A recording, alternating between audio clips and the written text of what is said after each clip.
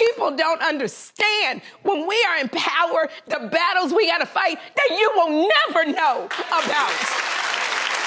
Never. In the eye, yeah. Right. Well, you know, your privacy has always been important to me, and I would never say something that you didn't say, but I know that if you look at me, then clearly the world will know that you've already had the forbidden fruit. Cancellation of Sherri Shepard's show after just 4 seasons feels bigger than one talk show ending. The daytime TV space is changing, and Sherri's rise is inseparable from the Wendy Williams show. We all remember when Sherri was a recurring guest host during Wendy Williams' health hiatus and was officially given Wendy's 10 a.m. spot. Once it was obvious Wendy wouldn't be ready to come back anytime soon. Sherri Shepard is crashing out like a mad woman after her show was canceled for refusing to bend to the industry's demonic agendas. Word on the street is, they wanted her to be the next Oprah. But baby, she saw that Illuminati mess that it came with. She wasn't having any time of it. No wonder she sat on her show and spoke up for Tyra Banks, even after Tyra was exposed for traumatizing all those black women on America's Next Top Model.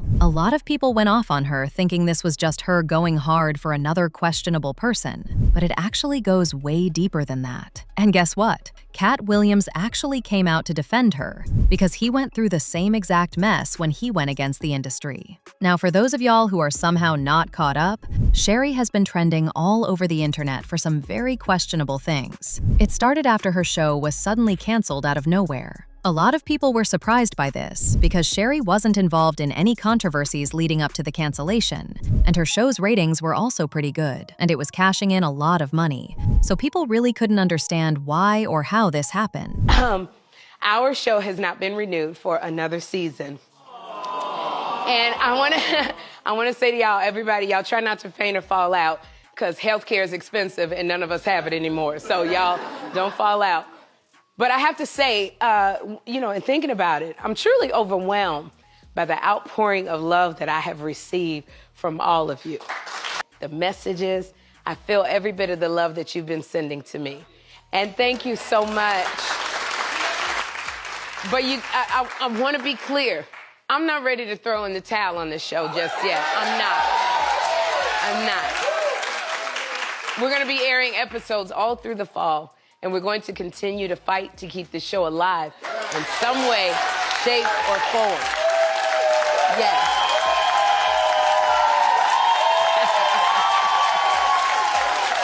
But baby, even before we could get into this, Sherri pissed everyone off when she decided to defend Tyra, even though Tyra got canceled for treating those girls on America's Next Top Model so terribly. Okay, so just for a little bit of context, Netflix recently released a 3-episode documentary about some of the shady things that were done to the contestants of America's Next Top Model. And of course, Tyra Banks was at the center of the show because she single-handedly caused havoc on the show.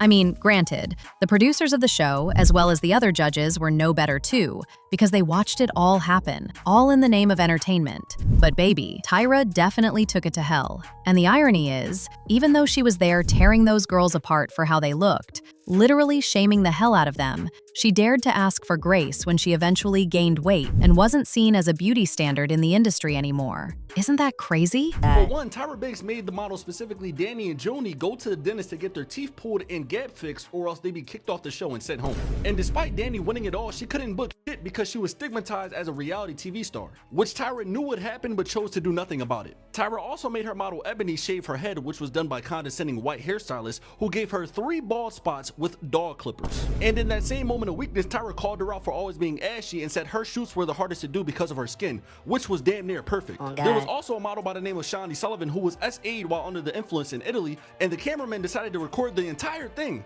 for good television. And years later, Shani told Tyra on her talk show that she couldn't watch the show because of all the trauma she endured, and Tyra responded by showing the clips from Italy to everyone watching. Dion, a model from Cycle 8, was forced to pose as a gunshot wound victim when production knew her mom was paralyzed due to gun.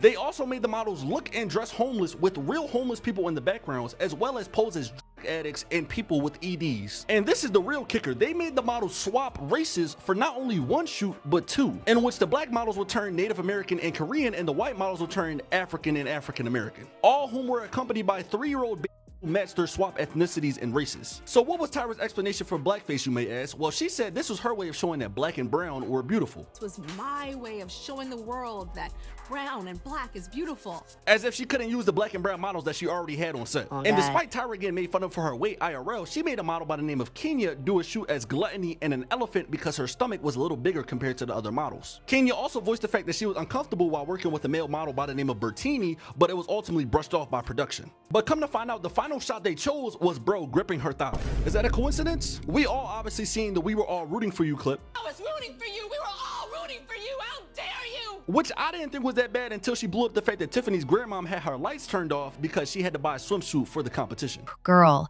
that was a lot to digest. And that isn't even scratching the surface of the wickedness Tyra was dragging these poor girls through. Mind you, all this happened on national television. So aside from them having to live it the first time, they were forced to relive it again when it aired. And it was all for nothing. Most of them didn't even go on to have any big careers in the industry, and some of them even ended up becoming homeless and addicted to substances on the streets. So really, this was all for nothing. They just brought the girls on to humiliate them, wash down their self-esteem, and then send them back home, while they banked millions of dollars for having a hit show. Now, in the documentary, Tyra did admit that she was wrong, and that she had no right to prioritize shock value at the expense of the mental well-being of those girls. But in the same breath, she kept gaslighting us by implying that she only did the things she did because that's what we wanted to see. Like, girl, are you taking accountability or not? No one forced you to ruin those poor girls' self-esteem. You did not because you are a bully, and the way you were treating them was because of high ratings.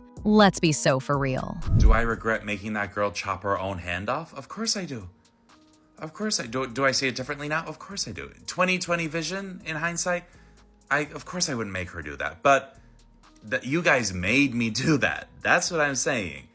It's reality TV. You guys would have been more mad at me if I didn't make her do that. You see what I'm saying? My hands were tied. Okay, production said, you have to do this or the show is canceled. Okay, even though it was my idea to make her chop her hand off. And I spearheaded the whole thing. But my hands were tied. You guys forced me to do that. Would I do that today? Of course I wouldn't. Of course I wouldn't do that today. But we're in a different time now. We live in a different time. Do I regret making her chop her hand off? Of course I do. Would I take it back? Yeah.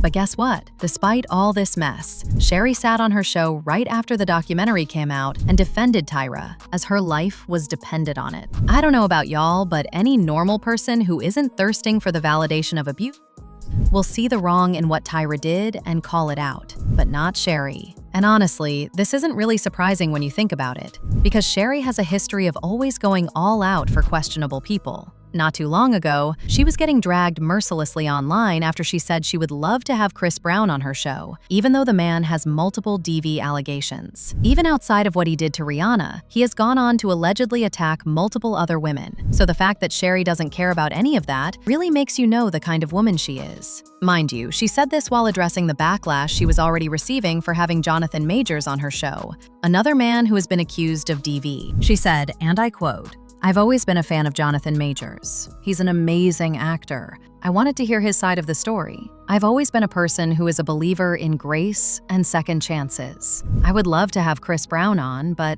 there'll be a lot of backlash. Sometimes it comes with the territory. I was prepared for it with Jonathan." And then Sherri defended Tyra, claiming that Tyra had every right to do to those girls what she did, because the show was set in a very different time. And back then, the wickedness Tyra showed the turns was more than acceptable. I know, girl. You're probably asking yourself what the hell she is even talking about. But it gets worse. Sherri literally started crying and had a whole breakdown over this. If you were to see her crying without knowing the context, you'd have thought someone died. The whole time, it was just her defending mistreatment. People don't understand when we are in power, the battles we gotta fight that you will never know about. Never. To keep a show on the air, there are things that we have to do that people will tell us, if you want to stay on the air, this is what you got to do. And we got to weigh the options. And sometimes we make bad decisions and we look up and we go, in hindsight, maybe I should not have done it. I've been up all night watching Netflix's documentary about Tyra Banks and America's Next Top Model. When I tell you I was hooked, I understand why people are mad. I do understand. But I also say, you have to understand the time that this all happened was in 2003. Reality TV was a wild, wild west back then. Every show was trying to outdo each other to stay on the air. We had people that were eating rats on Survivor. We had people getting in Nevada spiders on Fear Factor. Simon Cowell was telling people they sucked to their faces. I cannot forget that Tyra that was a young black woman trying to make it in the reality TV game. Like, it just, now we have a plethora of TV shows. We're not naive to what goes on behind the scenes in reality shows today. So we're trying to compare a time today that we know a lot to a time when there was nothing. But get this, she was crying because she already knew what was coming for her. And maybe her entire situation was close to what Tyra was going through. Now, after this, Sherri hosted the other judges who were on the show, and once again, she was Team Tyra. She straight up asked them to their faces what exactly they wanted Tyra to do now that they are all seemingly ganging up on her. And this is what they had to say. Fans felt that Tyra did not take accountability. It's been a lot of backlash online and everywhere.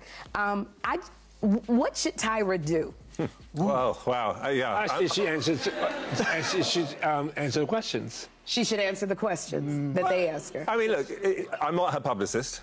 Yeah. You know, I'm not sure who her publicist is, but I mean, she's basically saying we have no clue what people like her actually endure, how they're constantly forced to calculate what's smart, what's safe, what won't cost them everything. It almost feels like she's hinting that she's being edged out of her own seat, like the decision wasn't entirely hers. And some people are convinced that's exactly what happened. There's a theory floating around that Sherri wasn't canceled because she failed, but because she wouldn't play along. According to that narrative, her show got cut because she leaned too positively. And let's be honest, positivity doesn't trend. In fact, if y'all remember, the only reason her show was given a chance to air is because Delbar Mercury needed a replacement for the Wendy Williams show. And as y'all know, that show wasn't very positive. Wendy spent her entire time on that show dragging people and highlighting everything wrong with everyone, specifically black celebrities. Don't get me wrong, I tuned in every time too, but our girl Wendy was messy. But wait, it gets messier. After digging a little deeper, I found that Sherri was negotiating for a significant pay bump and had already started requesting structural changes to the show. Supposedly, she wanted to film fewer days while earning more, packing multiple episodes into one taping block so she could free up time to focus on acting. And here's where it really turns. Allegedly, things between Sherri and Delbar Mercury started going downhill sometime last year. Despite solid ratings and the show reportedly bringing in strong revenue, insiders claim her contract wasn't just allowed to expire, it was deliberately terminated. If y'all peep, this entire thing is very similar to what Katt Williams went through with these networks when he wanted higher payments for his work. They tried to blackball him, and when that failed, they replaced him with Kevin Hart and pushed the agenda that he was a raging substance addict.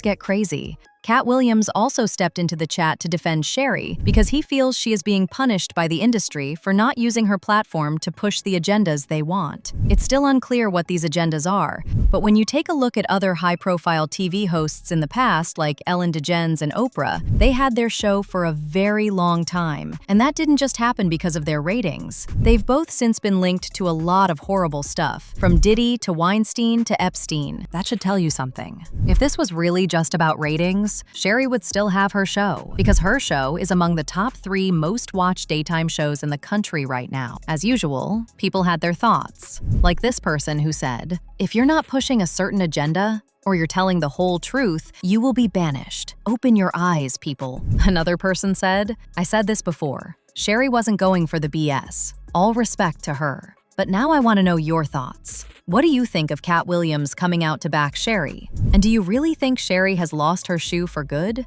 Or is there still some hope? Let me know your thoughts in the comment section below. And don't forget to click here to watch these other messy videos.